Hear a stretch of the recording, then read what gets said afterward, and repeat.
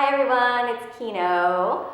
When you practice yoga, the closing postures are very important to recalibrate the length of inhalation and the length of exhalation.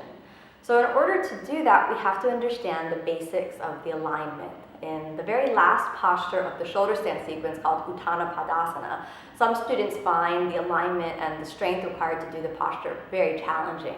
This posture combines strength and flexibility. You'll be in a spinal extension with the arms and the legs outstretched.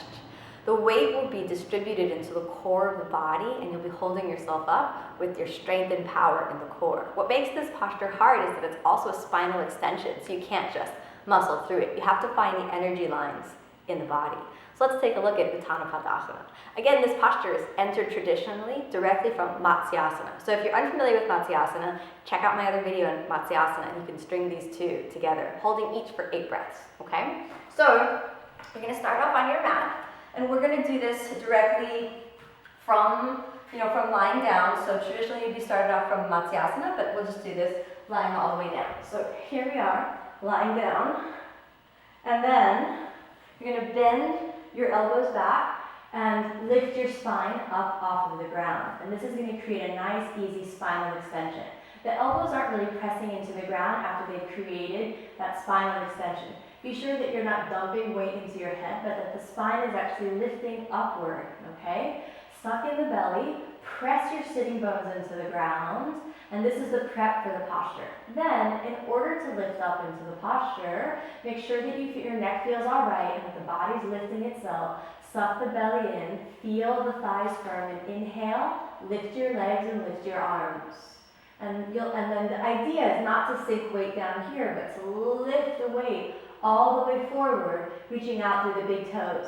Press the big toes into each other, internally rotate the thighs, and press the elbows towards each other.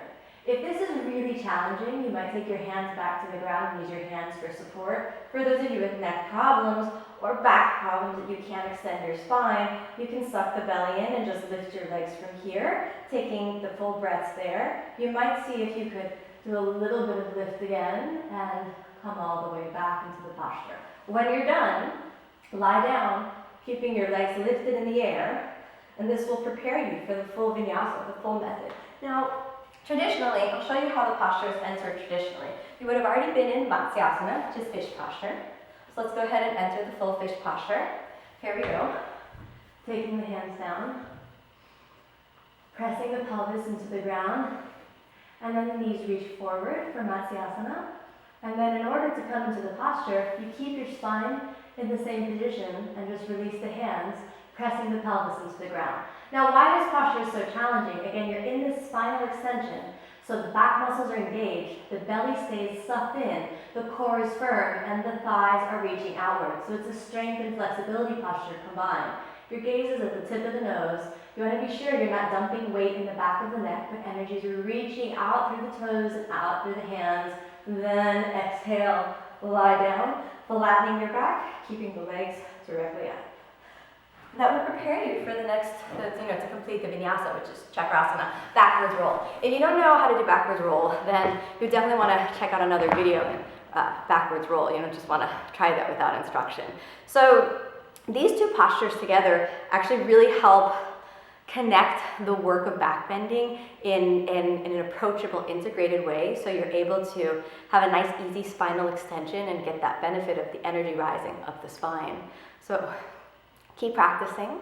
One more thing, you want to make sure in the closing postures that you equalize your breath. The length of inhalation, length of exhalation should not only be equal and even to each other, but you should try to extend the breath. So you're breathing longer and deeper. This will help the body be calm, also help your mind be calm. Just one of the main benefits of the closing postures. So keep practicing. Thanks for watching.